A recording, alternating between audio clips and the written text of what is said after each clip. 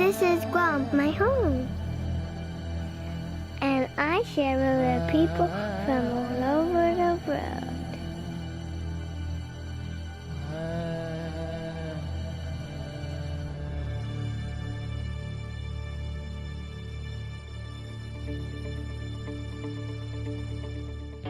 Tourism fuels Guam's economy, generating over $1 billion in revenue annually.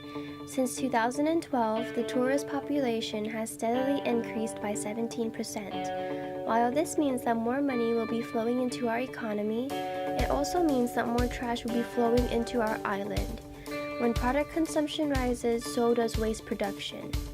By allowing visitors to partake in our island's natural abundance, we risk exposing our native habitats and resources to higher conditions of vulnerability. Our INFRESI pledges to protect 3 key natural resources. These resources are vital not only to sustain life on our island, but also serves as the main attractions one could experience while on Guam. Tourists enjoy the natural beauty that our island provides and are willing to spend substantial amounts of money to enjoy it.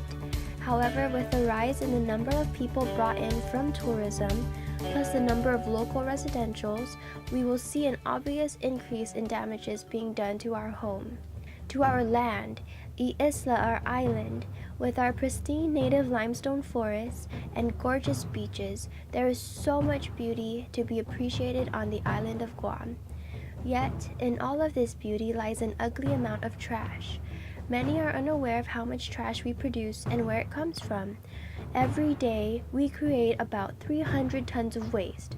Imagine 200 Ford F-150 truck beds filled with trash.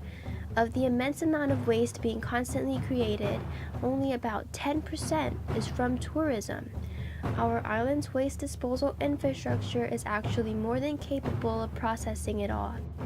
The Luzon landfill opened in September of 2011. It is the island's primary trash receptacle and has been constructed to store our garbage for the next 50 to 70 years.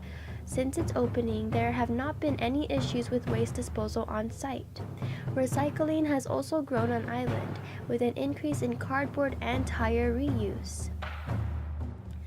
Apart from the 300 tons of waste that goes into the landfill, we still see countless pieces of trash all over our island.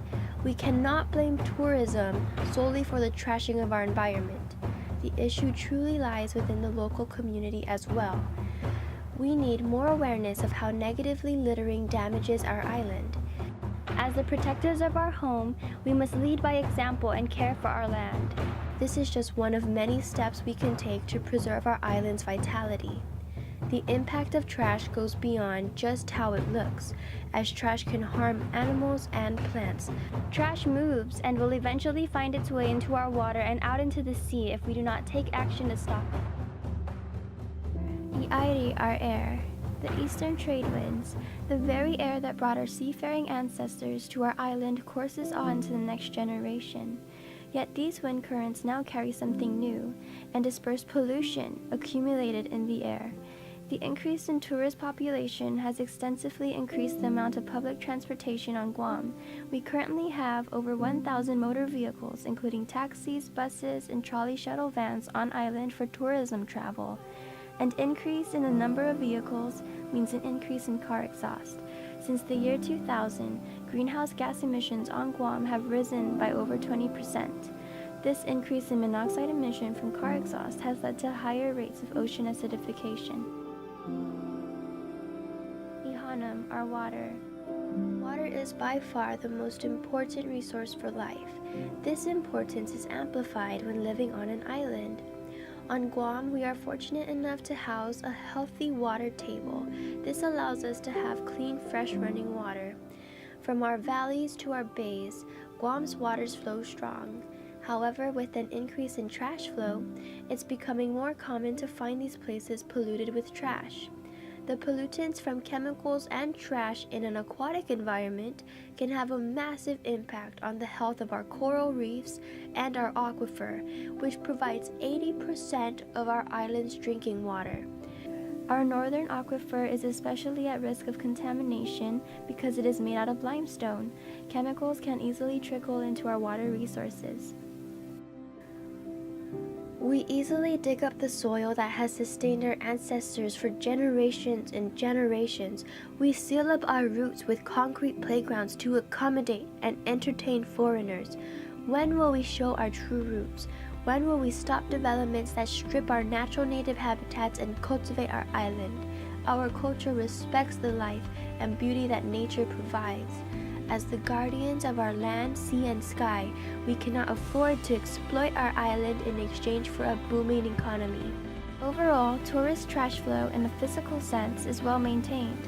Although our infrastructure is well equipped to handle the waste that we produce on island for the next 5 to 7 decades, we should continue to seek ways to limit our environmental footprint and reduce waste and pollution in every aspect possible.